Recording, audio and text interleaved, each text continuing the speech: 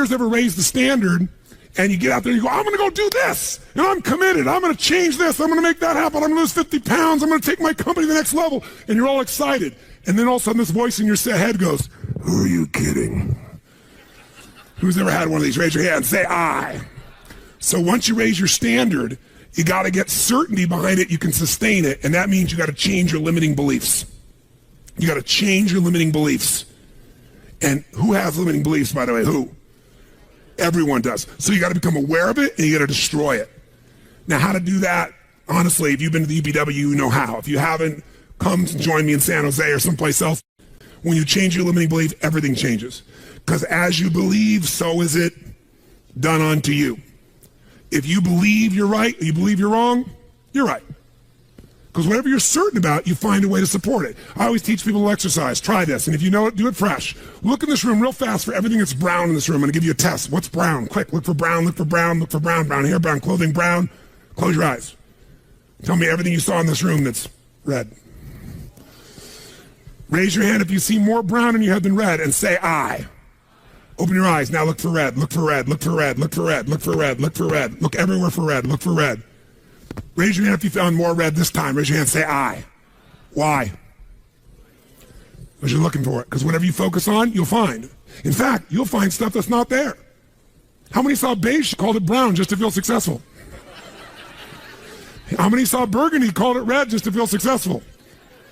See, once you believe something is a certain way, out of your need for certainty, you'll change things to meet that belief. Let me show you in 2 seconds flat why the rich get richer and the poor get poorer. I call it the success cycle, real fast. Draw yourself 4 squares, put them up on the screen here. You'll see, as I do this, take a quick look. You'll notice you've got the word potential up in the left-hand square. Up in the right-hand square is the word action. Bottom right is the word results. Bottom left is the word belief, or another word for that would be a sense of certainty. Potential, action, belief, results. And notice there's arrows in a clockwise fashion where they just keep feeding each other over and over and over again. So again, it's potential, action, results, belief, or another word for that would be certainty. Now, did you ever notice how rich people tend to get richer and poor people to get poorer? And I don't just mean rich in financial terms. I mean people that are rich emotionally. Did you ever notice how happy people tend to get happier? And depressed people tend to get more depressed? How many found this to be true? Say I. It's because the power of momentum and what I'm about to show you. So let me show you something here. What's the potential of any human being? You tell me, quick. Unlimited. Do most people's results reflect that true potential? Yes or no? No way. Why? Because most people aren't taking enough what? But is it possible to take a lot of action and still get lousy results?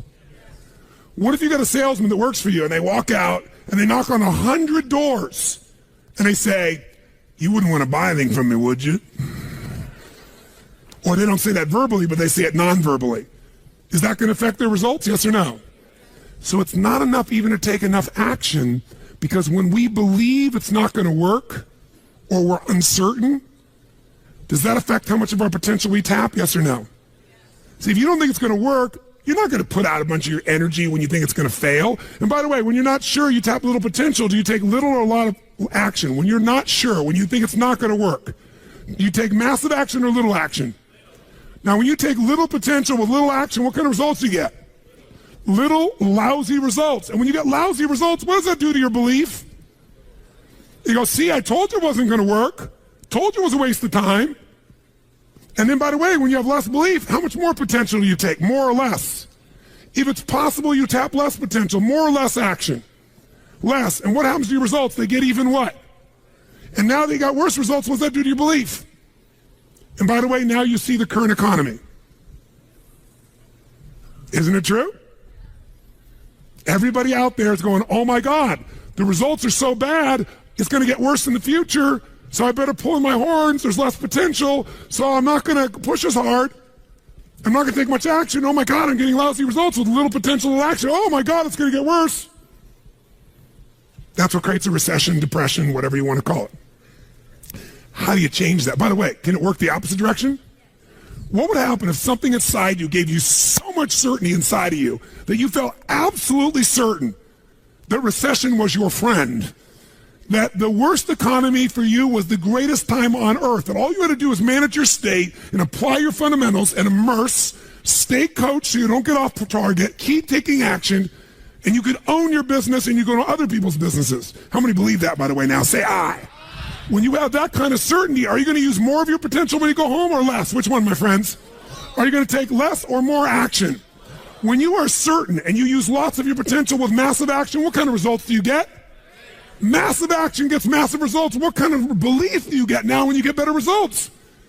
You go home, you use your core story. You go home and you take one of these techniques, you get a different response. You go home and you stimulate a new source of profit or income. You go home and you add a service. You go home and do anything. And it works. Your brain goes, yeah, it works. Now, by the way, at Home X, we went in there. Thank God we went in there because they took our stuff and it looked like it wasn't working. Do you remember that? Because some people there didn't want the change to happen. So we had to dig in and find out it was working.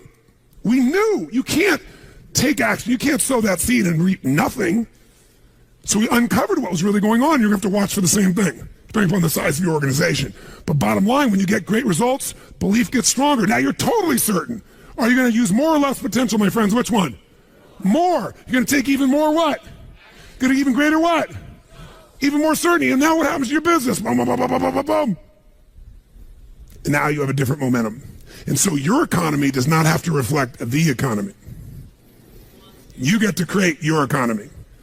You get to decide whether you freeze to death or ski or snowboard. It's winter, but you can have the best time of your life. It could be a sunny, beautiful, magical time. But what you got to do is you got to manage this process. In order to do it, you got to change your limiting beliefs. And this week has been about doing that by giving you so many tools and examples that you'd be immersed. But I promise you when you go home, all this is going to be tested. A, because all the stuff that's waiting for you after being gone for 5 days. B, all the people there you work with, their limiting beliefs, whether you have one employee or two because you're an army of one or two people, or whether you got 10,000. And so you have to be able to implement. This, by the way, is, I'm not here to sell you, bring us in if we can help. Do you think we could help? Yes or no? Yes or no? Bring us in and we'll do it. Or get your team together and find a way to make sure this momentum goes in the right direction. Make sense? This is the must. If you have this high standard, but you don't really believe because the momentum's in the wrong direction, having the tools will be worthless. That's where certainty, that's where everything else we teach, that's what I do in my events, that's where you guys have been there before, that's what you got to bring to the table. What are the 5 keys for integrating this? Number 1, you got to go home and raise your what? Come on, guys, raise your what? Which means turn your shoulds into. Step number 2, you got to go out and change your limiting what? Find anything that's limiting you and destroy it. What's the fastest way to destroy it? You can do it very quickly by producing the results in your mind over and over again. Or, why do you think I get people to walk on fire? Because they think it's impossible. When they walk in this fire, mentally you might say, oh, I can do it. But when they get in front of that fire and it's 2,000 degrees burning hot coals, it gets their full attention. And suddenly they have a state change. And when you get yourself in a state where you can storm through fire, it's not about fire walking. The state you're in to get yourself to walk across fire is the metaphor for anything that used to stop you, the fire of your life. And by the way, when you cross fire and you're on the other side doing something you once thought was difficult or impossible, it's that easy, your brain goes, what else can I do that I thought was impossible? It's unbelievable. It's not intellectual, it's emotional. Plus, after fire walking, cold calling is not a problem. You get the idea, ladies and gentlemen? All right? So what we're really talking about here is changing your beliefs. Now, here's the 3rd key. If you're going to get maximum results, you got to model what works. We brought you for 5 days and nights here, models of what works. Go back and get them. Now, here's where the challenge is. How many got tons to do in your normal list of things to do when you go home? How many got a lot to do? Say aye. How many have a lot of outcomes you got to go after? Say aye. How many have the same amount of time you had before? Say aye. So in your business, if you need something to get done, you get it done because it's an absolute what? Or you hire someone to get it done. Hire us, hire someone else, get somebody inside. But are these things you're going home with musts or shoulds? Which one? Do whatever it takes. You say, I don't have the money. You don't have the money not to. Forget us. Hire somebody as an individual who knows what they're doing and put them in there.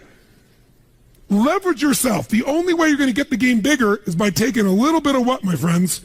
Risk, but that means get yourself some resources. Be resourceful enough to get the resources.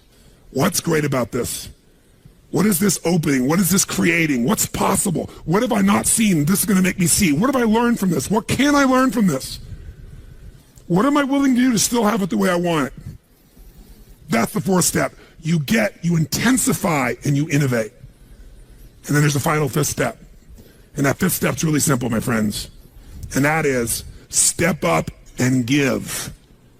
Step up and give more than anyone else could possibly expect. The ultimate transformation happens when you stop trying to get and you start.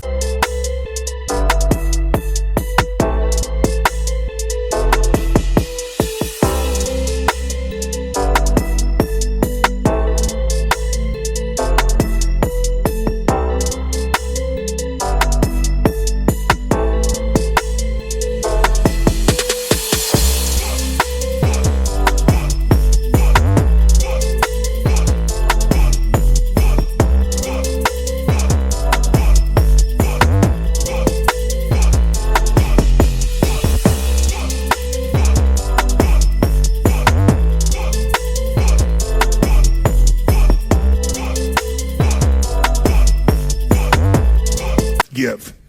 Whenever you're at your best, you're giving. I remember so vividly driving in my car, my Volkswagen Bug, and I was struggling, and I was 19 years old. I was driving on a freeway in San Gabriel Valley, the 210 freeway, I'll never forget. And it's midnight, and I'm frustrated. I felt like I tried everything. I had these big hits, like the one you just saw, and nothing was going my way, and I was frustrated. And I kept thinking, how come I'm not getting what I want? And all of a sudden, it just hit me on the freeway. I pulled over the side. It was almost midnight. No cars really around. Grabbed my journal and I wrote, and I still have the journal to this day from when I was 19 years old. Full page. And I wrote, the secret to living is giving. And I realized why I wasn't doing well. Because I all focused about what I wasn't getting. I was not focused on what I was not giving. And the whole game changed. But you can't have a standard education and expect to have an extraordinary life. It's not going to happen. The one breakthrough for all leaders is constant, never-ending improvement. And that means educating yourself and continuing to develop even greater emotional mastery, because that's what affects whether you execute or not. The opportunity for self-education is there. We have to change our psychology from, I'm going to do what everybody else does, and I'm mad because it doesn't work anymore, to the reality is this is the greatest time to be alive if you're growing, you're learning, you're educating, and you're developing valuable skills. So instead of complaining, you got to say, where are the skill sets valued in the marketplace? And how do I work harder on myself than anything else? Because if I become more valuable, then I will be able to give more, do more, and change more. When I interviewed Warren Buffett, I asked him the most important investment he ever made in his life. You know what he said it was? I was thinking all the companies they've done, He said, Tony, going to Dale Carnegie. I said, what? He goes, because by developing myself, that's the most important investment. Those skill sets, learning how to persuade, learning how to speak, learning how to influence, all my ideas would have died on my lips if I hadn't been able to influence, and I learned it from that little course. Most valuable thing I ever did in my life, he said. If you find your passion, you're going to have this tremendous energy. It's sustainable energy. But momentum requires you always do the next thing to keep the momentum going. And the reason you get yourself in a passionate place is so that you change your life, and the only thing that changes your life is making a decision. So while you're in this passionate state, that's where you make decisions. You don't make decisions when you're like, oh, I don't know, what do you think? All right, let's decide. If you make a decision in a state without momentum, if you make a decision from a place where there's no passion, you are not going to get momentum. It'll kill momentum. It's decide, commit, and resolve. Some of you, in the past, you've gotten momentum, you've gotten passionate, you've even made a decision, but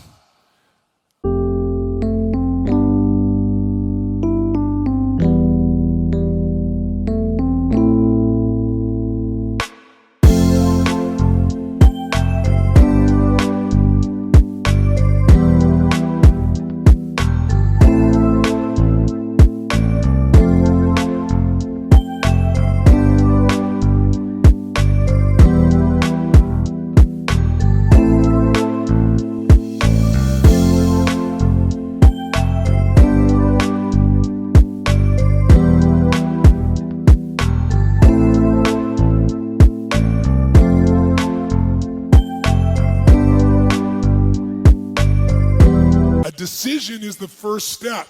Decision is like a war. I got to do this or that. All right, I'm going to make myself do this. But commitment is when you now, after you've decided, you commit to do this for the long term. Whether it's hard or easy, doesn't matter. You're doing this. It takes it from this moment and it carries it into the future even when things are difficult.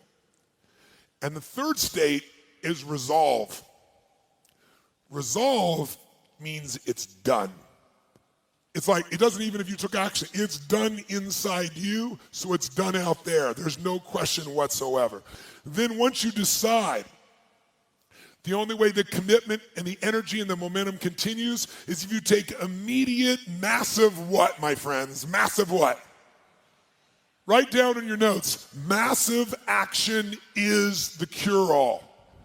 Massive action is the cure-all. If you're having a difficult time with something, your relationship isn't where you want it to be, your finances are not where you want to be, your body's not where you want to be, your business is not where you want to be, you need to take massive action. And if that doesn't work, try something else. If that doesn't work, try something else.